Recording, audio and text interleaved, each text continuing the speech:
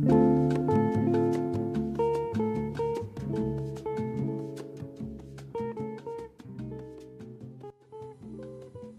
story begins in 600 BCE in the ancient Persian Empire, the equivalent of modern-day Iran.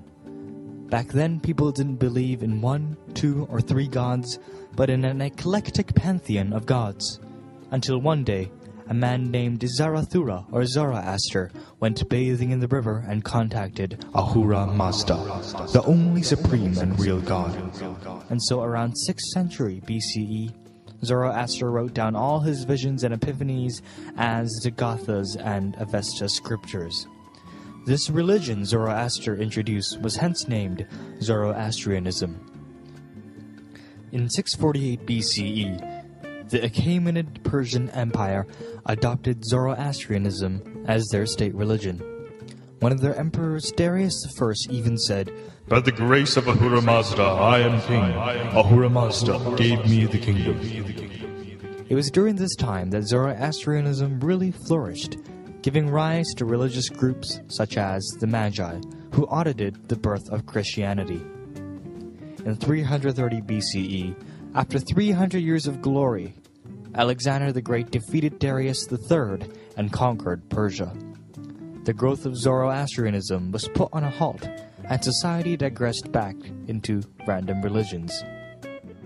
It wasn't until 500 years later, in 208 CE, when Ardashir, son of a Zoroaster priest, reconquers Persia and establishes the Sasanian dynasty. Under his rule, Zoroastrianism once again became the religious lingua franca. But in 651 AD, Persia gets conquered again, this time by Muslims. The Sassanid dynasty went down, and so did Zoroastrianism with it. Remaining Zoroastrians who were deemed as kuffar, or infidels, by the Muslims, suffered persecution in their homeland.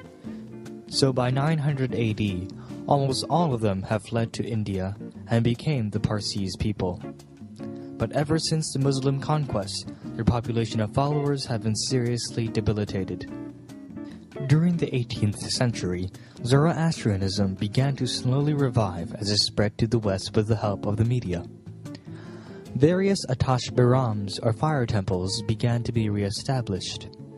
And in 1960, the world's first Zoroastrian Congress took place in Tehran, marking the 2500th anniversary of the Achaemenid dynasty.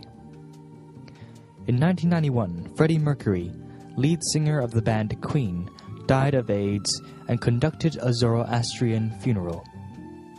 Because of his publicity, Zoroastrianism began to receive more attention in recent years.